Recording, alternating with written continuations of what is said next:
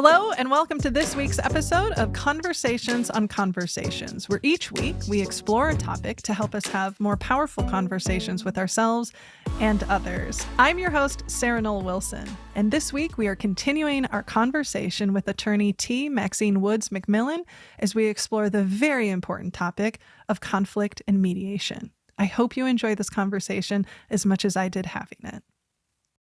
One of the things when we were starting to prep for this conversation, and talking about what are the things we want to make sure we talk about, because you have mentioned the words strategy, structure, plan, right? And even that image of know the procedure enough that you can get through it when faced with it. So let's talk that, because something that you had mentioned is that people don't realize that, especially from a mediation perspective in that work, that there is a formula or there's a formalized process for it. So let's get into the structure and the strategy, because most people, what I hear is they're like, I don't know what to say. I don't know how to start. What if, but what if this happens? So where do we start? So that's the good thing about when you bring in a mediator. First of all, the term mediator reflects that person is a neutral. Now, what I tell people all the time is I am neutral as it pertains to the outcome. I am not a neutral as it pertains, I'm neutral as it pertains to the outcome, and I'm neutral as it pertains to the position. So I'm not on either person's side, so to speak. I am not the arbiter of right or wrong. However, we do have foundational norms, right? So some things are not ripe for mediation. They're not appropriate for mediation. For example, workplace violence. We're not mediating that, right? Joey hit Johnny. Sean hit Kim. And then Keisha hit Brandon. We're not mediating that. Overt sexual harassment. Sexual assault, sexual violence. Undesired touching, those those are not things that we are mediating. So when we talk about mediation, we have to make sure that we're not talking about areas in which one person is being victimized or the power dynamic is such that there can be no resolution when there is an absolute right or wrong. Like, I am not the person to call and be like, well, yeah, there was some issues where I may have not asked permission before I sexually assaulted her, but let's see if we can mediate our way out of, like, that is not something that I'm going to be able to help you work through. Okay, so I want to pause here because I want to hear the rest of your thinking, but I do want to pause because I know we have a lot of folks in our audience who are in HR. And sometimes what I see is that there are situations that are really obvious and egregious that are treated like they're not. So I wanted to just pause and invite people to reflect on. There are non-negotiables that we're not going to bring two people together to mediate them. And sometimes, and even in our work, when we're working with people with, like we call it our curiosity first approach, like curiosity can be weaponized. Like, I'm not going to ask somebody to be curious about the person who, harassed them, who harmed them, who like that. So I just wanted to take a moment because I'm sure people are listening going, yeah, that makes sense. But what I've seen in practice is a lot of times, again, almost in a form of conflict avoidance, is like, oh, we're going to bring these two together to like clear the air, to figure things out, when it's like, no, there's a clear line that was crossed and that needs to be handled differently. So sorry, continue. I just wanted to take a moment. No apologies necessary, because you bring up a great point. So I started this, years ago in a workplace setting. But there's a different dynamic. There are things that I can do as an external that you can't do as an internal, right? Sure. So when I was in that HR executive role, I'm still employed by the company, right? I Right. still have a certain interest that just let's just be pragmatic, right? Like that's still my employer, right? That's still I still have to, be thinking in the interest of the organization. And anyone who tells you that that's not part of the calculus, I'm like, okay, let's see Right. how you're doing this. Um, Yeah. but the advantage of so what I've been told is other people are like, you know what, I'm so glad you're coming in and dealing with that because there's a certain there's certain liberties that you can take because you can truly Yeah. be neutral. I am coming in for that reason, for that purpose, right? And I always tell people like my client is the resolution, right? Mm, My client is mm, resolution to this issue. mm, It is not either one of you, right? mm, This is a mm. different dynamic than if I'm stepping into a situation in my capacity as an attorney. When I come in as an attorney, it's very clear. I am your attorney. I have a responsibility to you as my client. And that, as part of that adversarial, the adversarial nature of that dynamic, of course, your interests are going to supersede that of the other party every time, hands down, no calculation needed.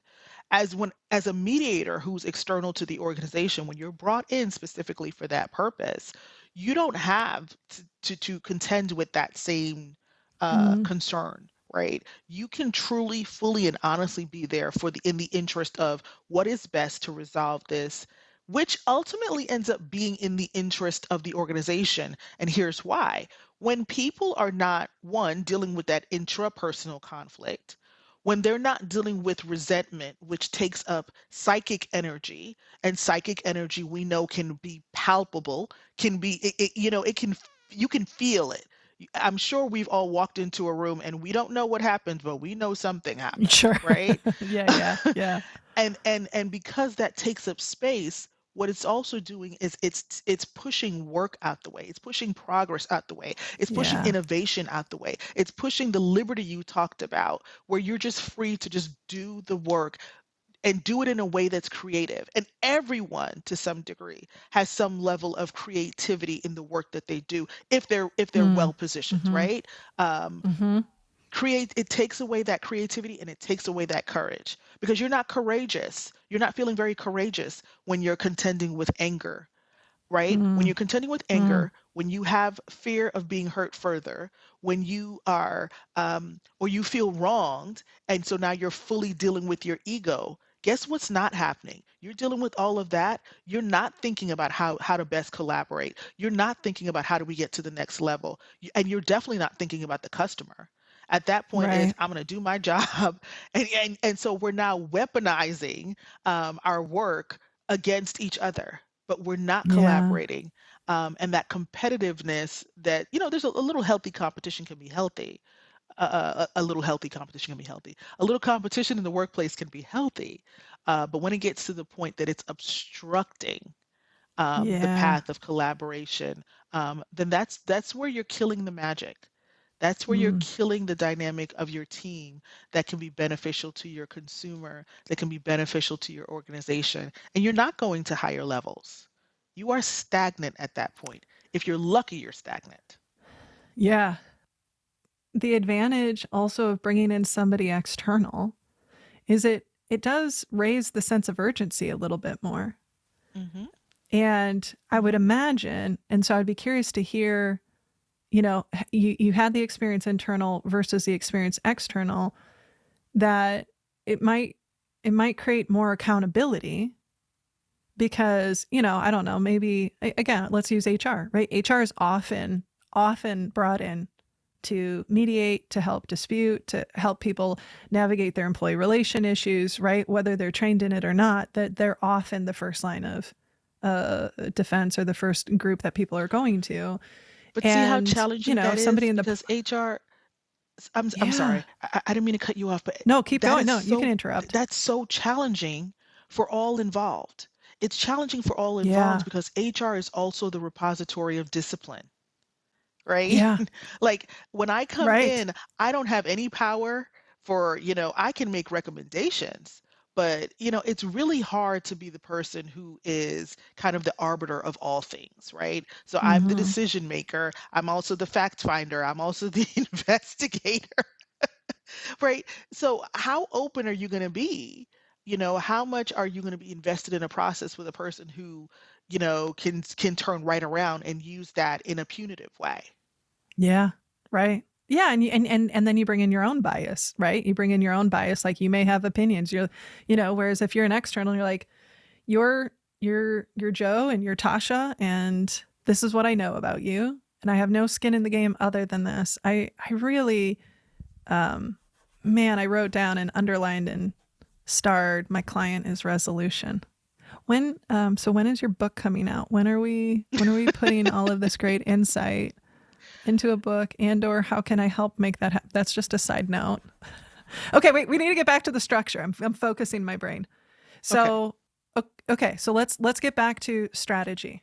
Like talk to us about the formal process that you go through The as a formal mediator process is first. the same way you have a policy for when people call out of work. You're not saying that you want them to get sick, but you know that it's a possibility. So what's the strategy, right? What's Mm, the mm, what's the process for how do people call out of work? And if they're out of work, who do they call?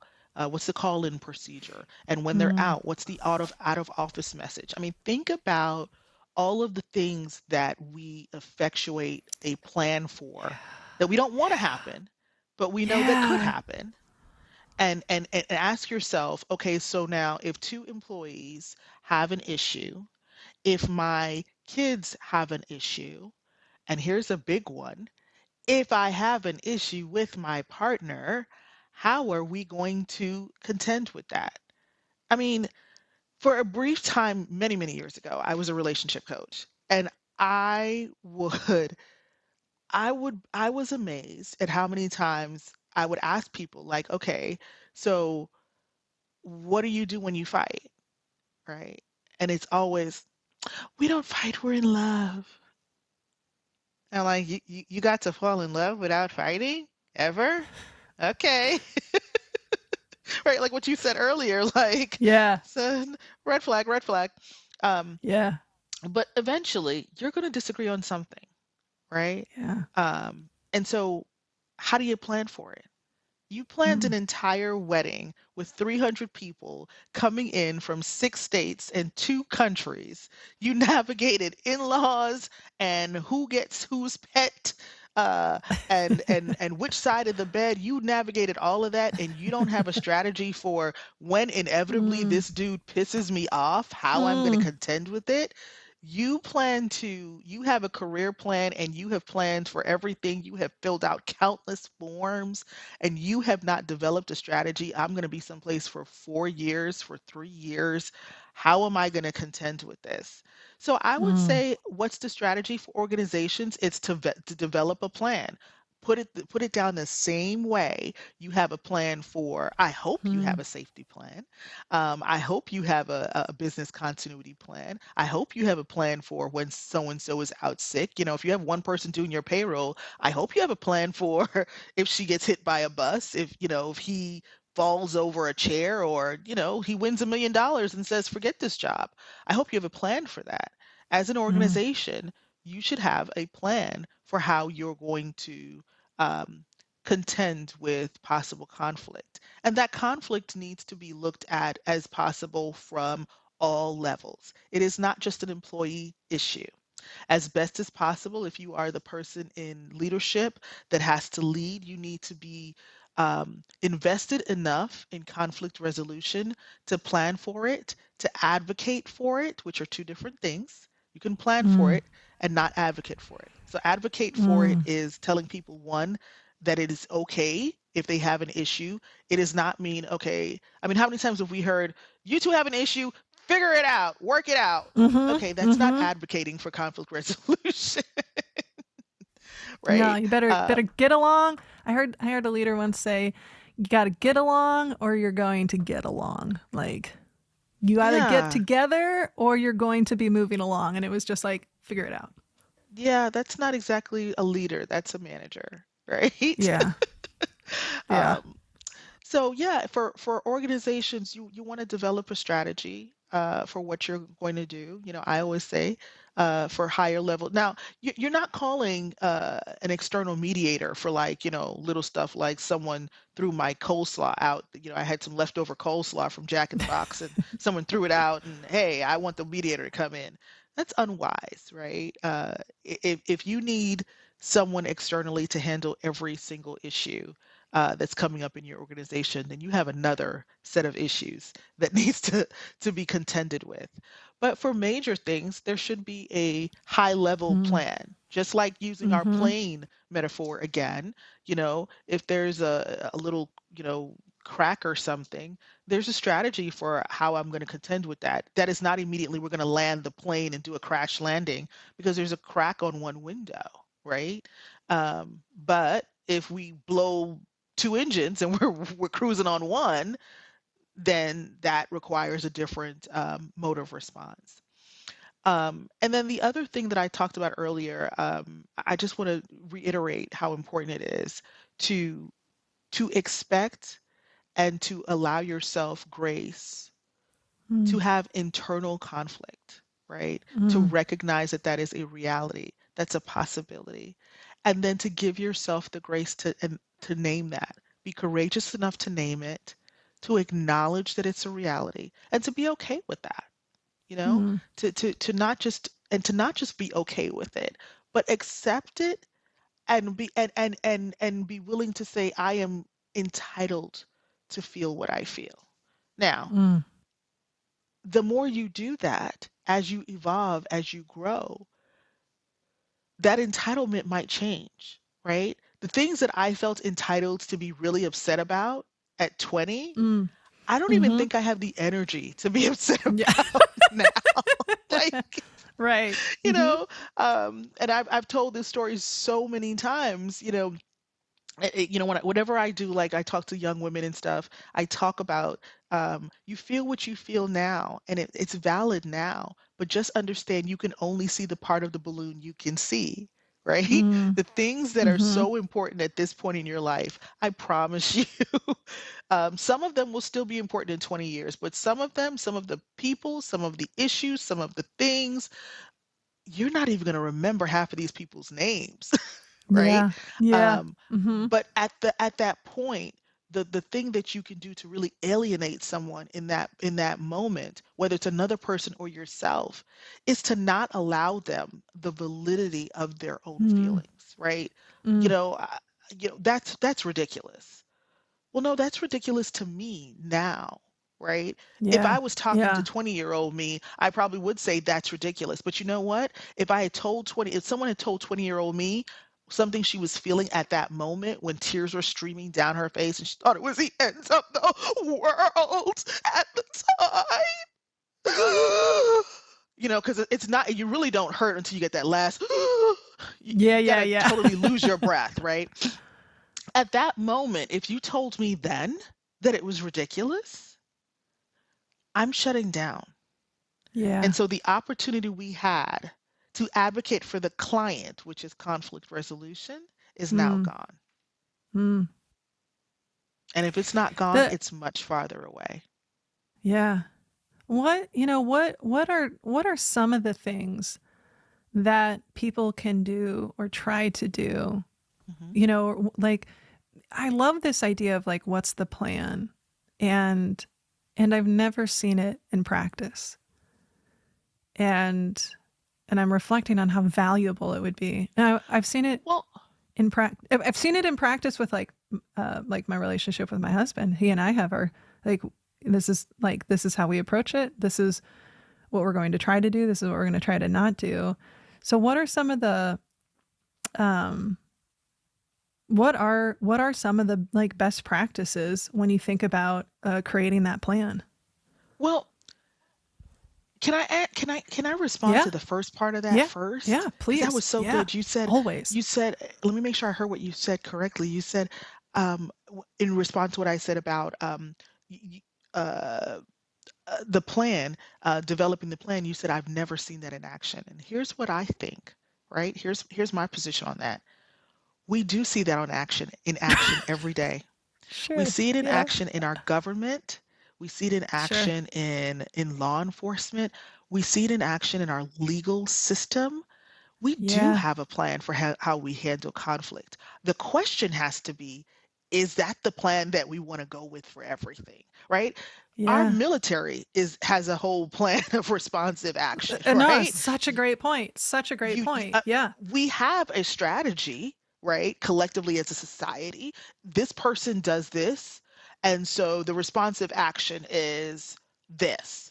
The problem is when everything, again, with another well-worn cliche, but when all you have is a hammer, everything looks like a Mm, nail, mm, right? mm-hmm. If we are in a linear adversarial approach to conflict, and anything that does not feel good to us in that moment or does not agree with our perspective in that moment is labeled conflict because we haven't spent the time, done the work, or planned for the introspection to be able to name feelings, name and identify Mm, mm, positions so that anything mm. that is adverse to what we think in that moment is conflict, and we only have one strategy of response, which is bop it over the head.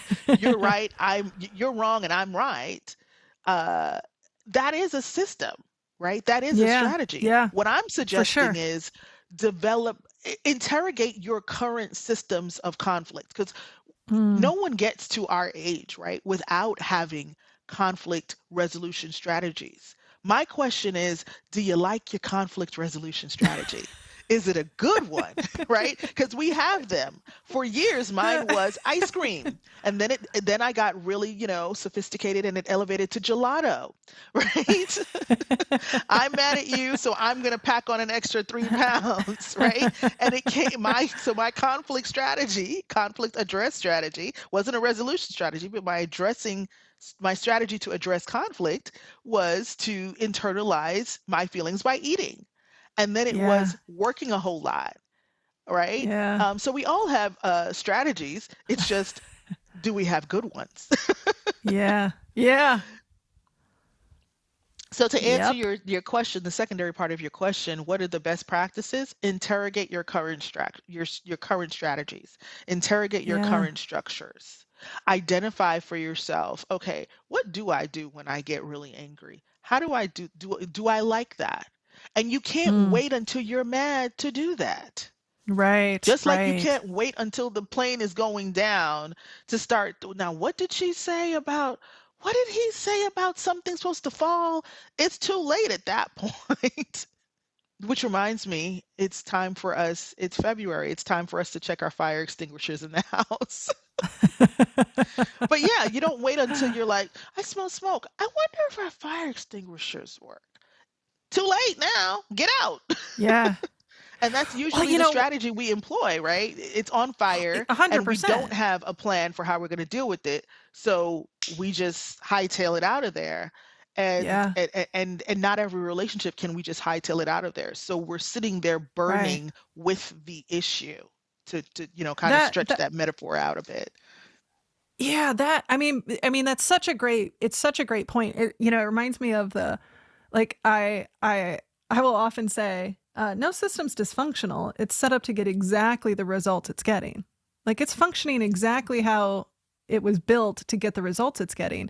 And that idea of even just naming let's interrogate our strategy and our plan, because like whether you've paid attention, whether you were intentional about it, whether you've thought about it, you're right, you do have a strategy of how you meet the moment. As somebody who has been working like the last 10 years to really overcome my own conflict avoidance, my strategy was uh, pouting, resentment, passive aggressive, right? Or internalized doubt, fear, fawn. Like it was either passive aggressive fight response or it was a fawn response.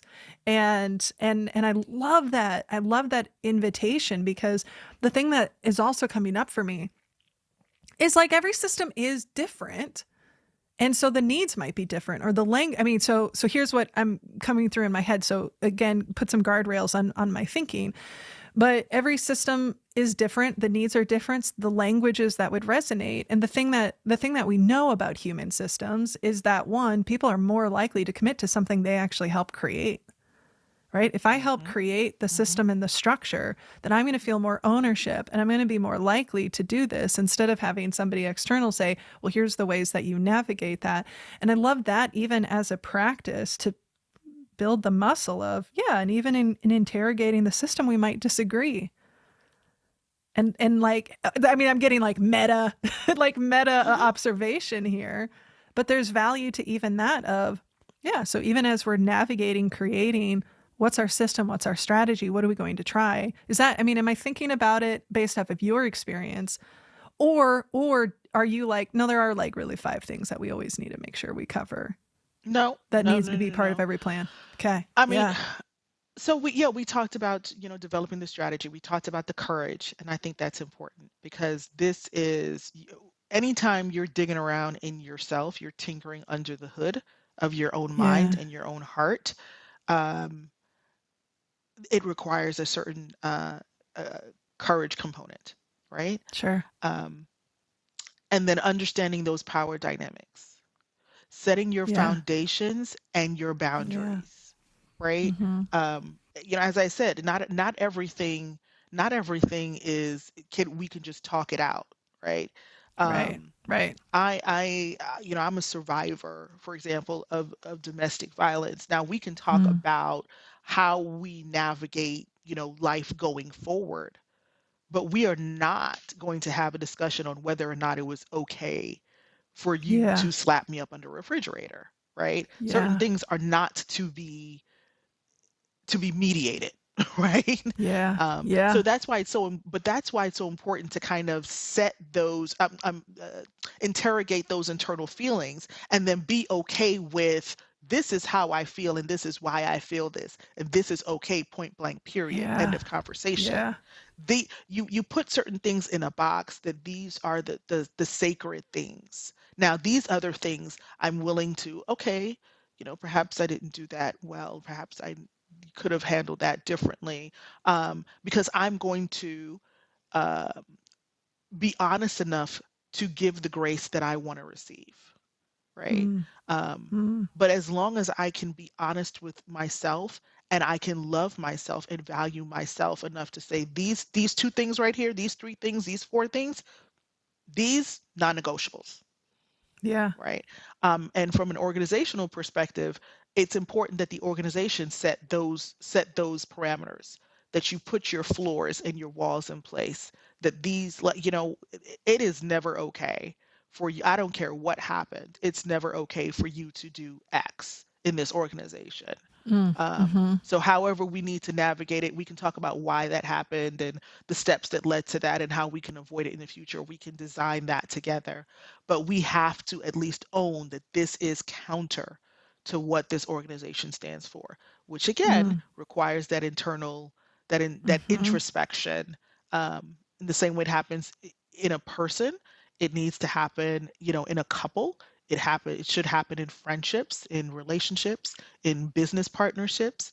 You need to be looking internally. What are we Yeah. about? Why are we Yeah. about this? Why do we work well together? What do we do well together? What do we not do well together? Um, those are the kind of things that are going to prepare you for when there's um, a difference of position, and you can be clear on whether or not it's a difference in position or a difference in personhood.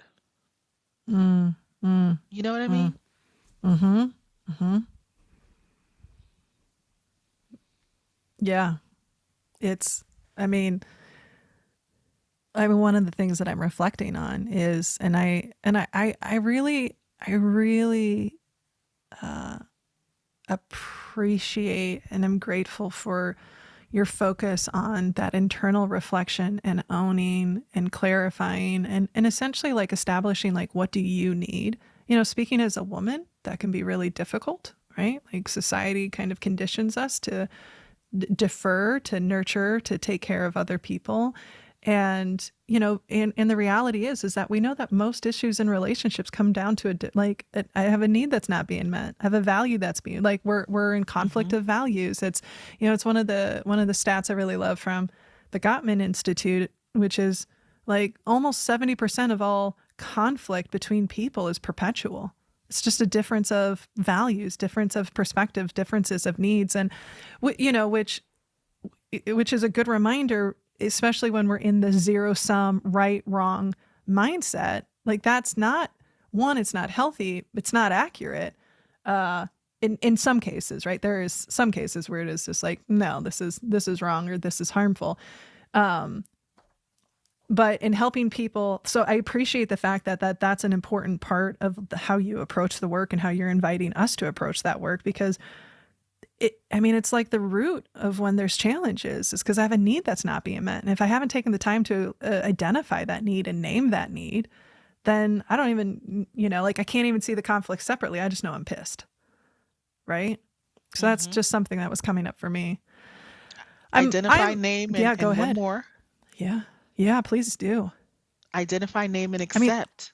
You have to advocate. You yeah. have to accept and advocate for that Yeah. need. So you identify it, you named it, but then you can't be Yeah. mealy mouth about it. That's where that courage comes in. You can't be like, Mm-hmm. well, yeah, I really don't like for me, one of the things that's like a huge deal breaker. I mean, to know me is to know I don't like to be spoken to roughly. Now, it Mm-hmm. took me some time to interrogate why that is, and yeah, there's some issues in Mm-hmm. my childhood, but you can say a lot of things, you can get a lot out of me until you speak that offhand comment, that offhand just will just get it done. Whereas that whole duck rolled off a duck's back, it's not going to roll off my back, right? Yeah. Now, because I have done the work, and it took a lot of years, because I have done the work and I know that, right? I'm not saying I avoid conflict, but I can more quickly and adeptly handle it when I see it coming, because I know that's an area that is a vulnerability Yeah. for me, and I know that's an area that I have identified. Okay, I need to live my life in a way that I don't have to be exposed to people who feel comfortable talking to Mm-hmm. me in this way, because I Mm-hmm. do not accept it. I don't operate in my zone of genius when I'm spoken to this way. It undermines, the validity of who I believe myself to be, and it's incongruent with my self-perception. And then so when there's incongruence, right, and things don't line up, things are falling down all over the place. Um, but I had to identify that, and then I identified it, I named it, but it took another few years before I was like, and damn it, I deserve that. I Yeah. deserve to not be Yeah. spoken to that way. I have done the work. I put myself in a position where I know that if I give you work, it is good work. And so in every aspect of my life. And when I don't, I deserve the grace Mm-hmm. to remediate whatever I've not done so well. But either way, I don't like to be spoken to roughly. And so I can address those kind of conflicts more quickly, more adeptly, because I already know that's coming. That's the Mm-hmm. advantage of doing that kind of work.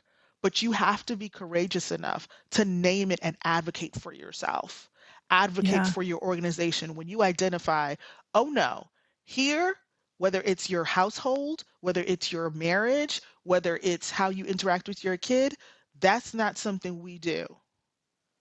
I don't care what anyone else does with their kid, but Yeah. for me and my kid, this is how we Mm-hmm. interact. You got to advocate for it. Mm-hmm. Mm-hmm.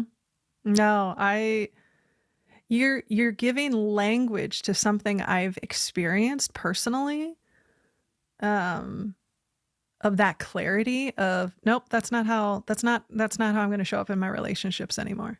Right? Like I that's love not it. how I'm going to, like again, as I've been on this journey of untangling some, major trauma responses, especially for me, the challenge is very much that fawn response. That is a very strong response for me. And what is the life that I want, and what are the kind of relationships I want, and And I appreciate this, really just like beautiful framework to think about it, because you're giving language to something that I've experienced recently. Nick and I have had moments where we're like, yeah, we're not in our most like important relationships, we're not just going to pretend like something harmful didn't happen, because that's not how we want to show up. And that's not the kind of relationships we want. And that's not how we want to be treated. And that's not how we want to treat other people.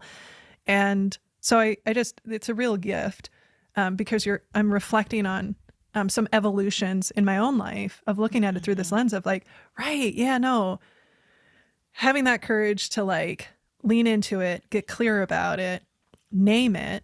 And then you're right, because it has gotten easier in moments when that happens to have the conversation, and to not be afraid of having the conversation, and to be, and also to be willing to potentially step away if the situation is like, if we're, we can't negotiate or navigate that, because these are non-negotiables. It's, but everyone has the same language. So it's not, right. You're not doing it again, to pull the metaphor, you're not building the parachute.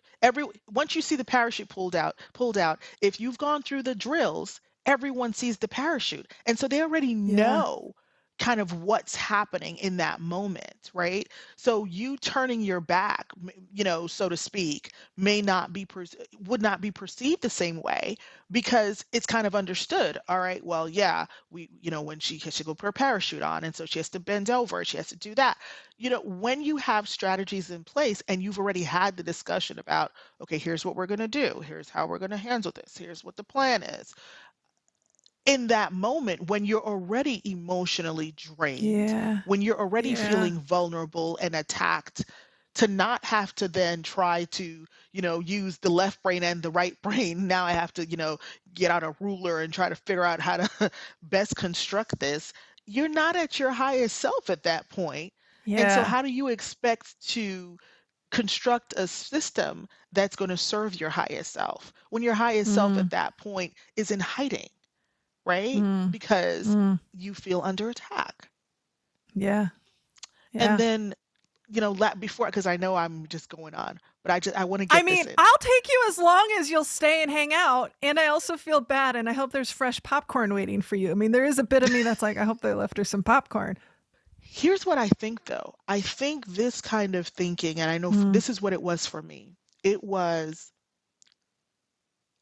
a really great opportunity for me to be intentional about what the work that I was doing in the workplace was really informative of how I parented. Now, I am not saying I'm the parenting guru. I am not. My kid's probably going to watch this and be like, I have some notes. but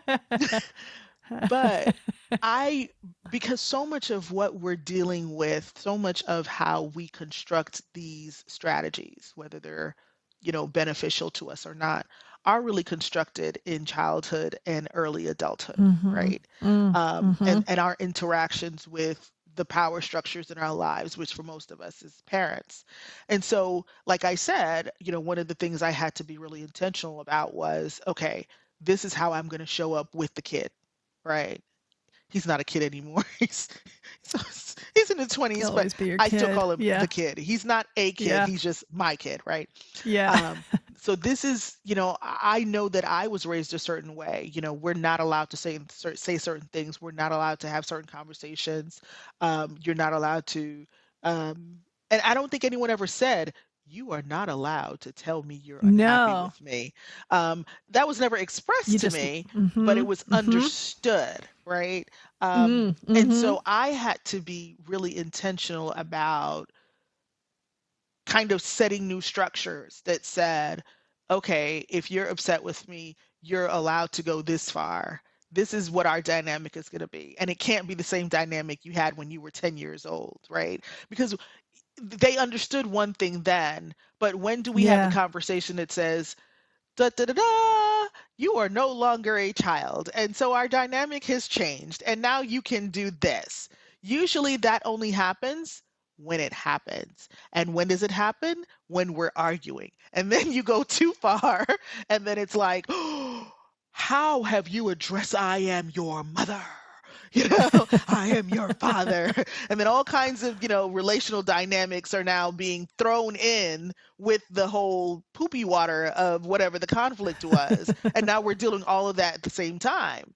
And what I'm saying is, it's going to happen, right? Yeah. Love Yeah. yourself and love that relationship and that relationship dynamic enough to say, you know, hey, you have just like, Geico sends you your notice and says, we had coverage with you until March 31st, but now it's April 1st, and we're just letting you know you still got coverage, Mhm. right? Mhm. Mhm. We need to be doing the same things, and be intentional about thinking ahead, about how we want those relationships to look in season and out of season. When things are great, when Mm. things are not great.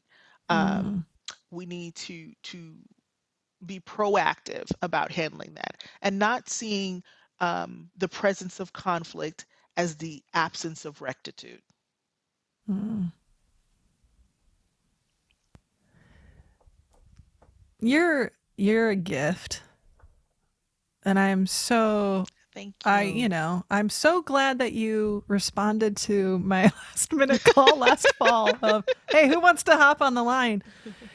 I mean, this is I honestly I'm going to have to chew on this quite a bit, but there's a ton of new perspectives and language.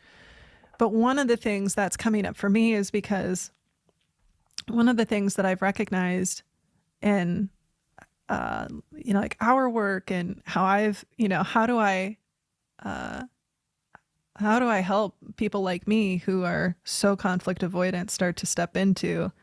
And the first place in our practice is get real curious with yourself and get real curious about what is it that you need and what is it that you're feeling. So there's so much similarities, but what I really like as a gift is there's a deepening that's happening for me and some new connections that I'm making that I was missing. But I hope you're thinking about a book if you aren't. I think you have such a unique and refreshing and necessary perspective. And that gift of what do you want that relationship to look like when it's in season and out of season? Again, we don't spend enough time being intentional about how do we want to show up. What did my colleague Teresa say today? She said it so much more articulately that I'm going to say it now, but basically like we want relationships that we can pop in the microwave for 1 minute and call her good instead of like a smoker that we have to manage and we have to nurture. And part of this is a client we're And going you to be know what? working with I would who's. submit to Teresa, all of us need those microwave relationships. If every relationship in my Yeah, life right, required for depth and sure. Yeah, for investment, sure. oh, I Yeah, don't have yeah, time for that. yeah, Like yeah, fair sometimes, like point. some people, I'm like, girl, how are you? And I really want to know, and I'm Yeah, willing to go back and forth with you. And we're gonna, if we have to deal with some things, like I am there. Like, girl, I am there. And then there are some people I'm like, hey, how are you? Like, and I really yeah, mean like as a platitude, right? right. Um, No, so it's a fair point. you said something that I hear people say often, Mm, both in the personal context and in the workplace. They say we are conflict. We avoid conflict, or we're conflict. We have a conflict avoidance issue. And I want to just put the parameters of that language we constructed together earlier mm, around that, mm, in the sense that let's add, let's append that to include the word interpersonal or external, yeah, yeah, because the conflict is not going anywhere. So you're yeah, avoiding the conflict, yeah, you're avoiding dealing with the conflict interpersonally. But the conflict is not going anywhere. yeah, You're just carrying it yeah. on your weight, on your back. You're just carrying that weight all by yourself. Mm, And the thing about it is, if you don't cut it in half and open it up, you don't know what's inside. So imagine mm, yourself, and this is something that I do with my hubby. When I'm, having a little bit of a tantrum. I imagine myself carrying a really big backpack, but I don't know what's in the backpack. And I don't know about anyone else, but the way I am, that would just drive me crazy. Like, you know how they say in the airport, what's on the travel stuff lately? But you know how they say in the airport, did anyone pack your bag for you? And that has always Sure. struck me. Are you carrying a Mm, bag that someone else packed for you? Like, would mm, you walk mm. through the airport carrying a bag someone else packed? But that's what we do with conflict, right? Yeah. When we don't, when we recognize it to be the case, we recognize the bag, but we don't know what's inside of it. And we're not Yeah. interrogating it. We're not opening it up and seeing what's inside. So we're just carrying it around. But there's no such thing as avoiding conflict. It's not like you're saying, oh, that's conflict. I'm going to leave it over there and I'm going to go over Sure. here. And the conflict just And stays everything's gonna over be there. fine. Nope, it's just hopping on your back and you're just Yeah. carrying it Yeah. around. And quite frankly, sweetie, you got too much to do. Like you have other stuff to do. I'm gonna quote Mother Lord and say, if you want to fly, you got to get rid of the shit that's weighing you down. And you can't do that if you are carrying this stuff around that you won't identify, you won't confront, and you won't be Yeah. courageous enough to advocate for yourself and the Mm, resolution of that conflict in service to the relationship so that you can soar. You got to get rid of the mm. shit that's weighing you down.